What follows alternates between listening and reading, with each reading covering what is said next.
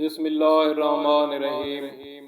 10 محرم کے دن ایک طرف ہزاروں درندوں کا لشکر تھا، دوسری طرف امام وقت نواسہ رسول تنہا کھڑے تھے۔ سورج آسمان کے عین درمیان میں چمک رہا تھا، لو کے تھپیڑوں میں آگ کی سی تپش تھی۔ 3 دن کی بھوک پیاس، رشتہ داروں کی موت کا غم، آپ کا سارا لباس اپنے اور اپنے دوستوں اور رشتہ داروں کے مقدس لہو سے رنگین ہو رہا تھا۔ اب نواسہ رسول آخری صدائے استغاثہ بلند کر رہے تھے۔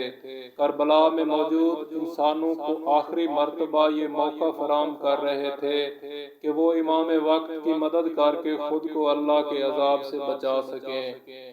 ہے کوئی مظلوم کی مدد کرنے والا؟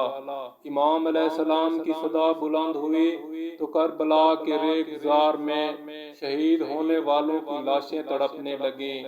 اس کی آواز کو سن کر انسان نما حیوانوں کے لشکر میں خوشی کے نعرے بلند ہوئے، تلواریں سنسنانے لگیں، نیزے ہوا میں اچھلنے لگے۔ وہ سمجھ رہے تھے کہ ہم جنگ جیت چکے ہیں، لیکن انہیں معلوم نہیں تھا کہ ابھی ایک بے تیغ سپاہی حسین کی مدد کرنے کے لیے میدان میں پہنچنے والا ہے۔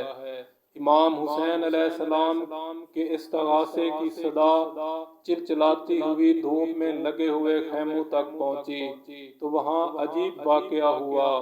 ایک ننھا سا بچہ جو بھوک پیاس کی شدت سے غشی کسی حالت میں اپنے جھولے میں مدہوش پڑا تھا، امام وقت کی آواز سن کر چونک پڑا اور جھولے سے نکلنے کے لیے ہاتھ پاؤں مارنے لگا۔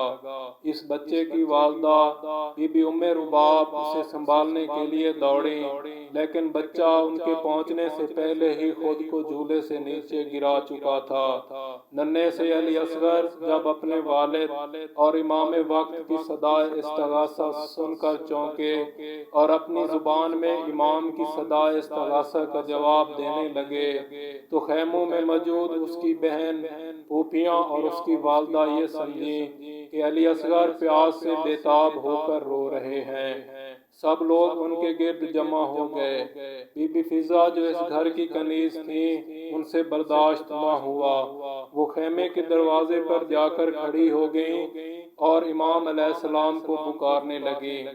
امام حسین علیہ السلام پلٹ کر اس کی طرف دیکھا اور میدان جنگ سے خیمے کی طرف آ گئے۔ ننھے سے علی اصغر بس روئے جا رہے تھے، انہیں نہ ماں کی گود میں قرار آتا تھا، نہ پھوپھیوں کے سنبھالنے سے وہ سنبھلتے تھے۔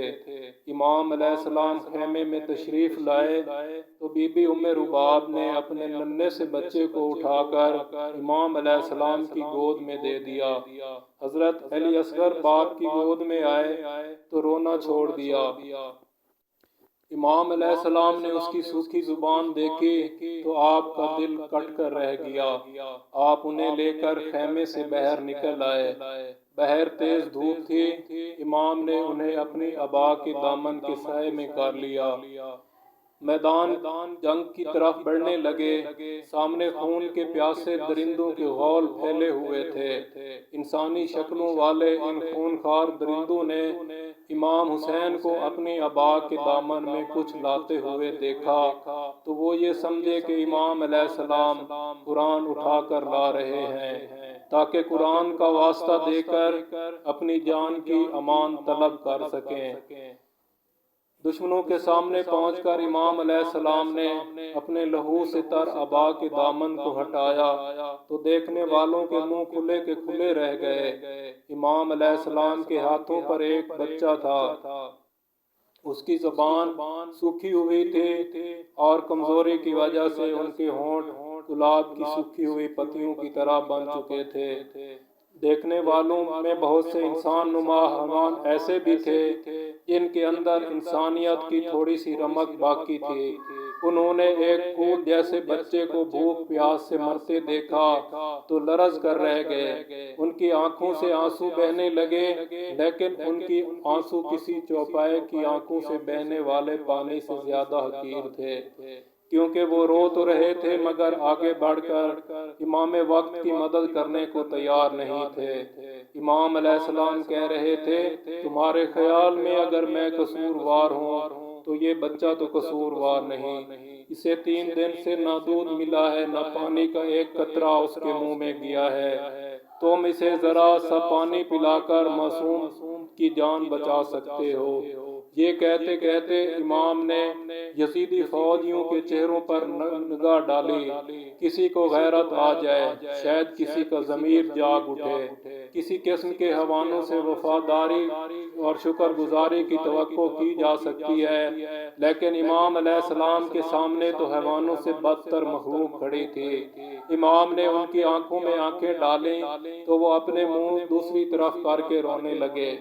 یزیدی لشکر کے سردار عمر ابن سعد نے اپنے فوجیوں کو اس طرح آنسو بہاتے دیکھا تو وہ ڈر گیا، کہیں ایسا نہ ہو کہ ساری فوج میری مخالف ہو جائے، اور اس بچے کے معصوم چہرے نے صفاق درندوں کو لرزا دیا تھا، ایسا نہ ہو کہ فوج میں بغاوت ہو جائے، سپاہی ایک دوسرے کے خلاف تلواریں کھینچ لیں۔ یہ سوچ کر عمر ابن سعد گھبرا گیا۔ اس نے اپنے ایک ماہر تیر انداز کو اشارہ کیا، اس تیر انداز کا نام ہرملہ تھا۔ عمر ابن سعد نے ہرملہ سے کہا، جلدی کر، حسین کی گفتگو کو اپنی تیر سے کاٹ دے۔ ہرملہ نے اپنے تیز دھار کا 3 شاخوں والا تیر کمان میں جوڑا اور کمان کو اس کے آخری حد تک کھینچ کر چھوڑ دیا۔ تیر ہوا میں سنسناتا ہوا اپنے نشانے تک پہنچا اور نواسہ رسول کے بازو کو چھیلتا ہوا ان کے معصوم بچے کی گردن میں اتر گیا۔ تیر کا لگنا تھا کہ حضرت علی اصغر کے ہونٹوں کے کناروں سے خون ابلنے لگا۔ اس وقت ایک لمحے کو ان کے ہونٹوں پر ہلکی سی مسکراہٹ آ گئی اور اگلے ہی لمحے وہ تکلیف کی شدت سے تڑپنے لگے۔ ان کے ہونٹوں پر آنے والی مسکراہٹ یزیدیت کے چہرے پر ایک ایسا وار تھی جس نے میدان کربلا میں موجود کسی یزیدی کو زخمی کیے بغیر نہیں چھوڑا۔ تیر مار کر خود ہرملہ کے ہاتھوں پر لرزہ طاری ہو گیا اور وہ خوشی میں نعرے لگانے والے اب کی آنکھوں میں بھی آنسو آنے لگے۔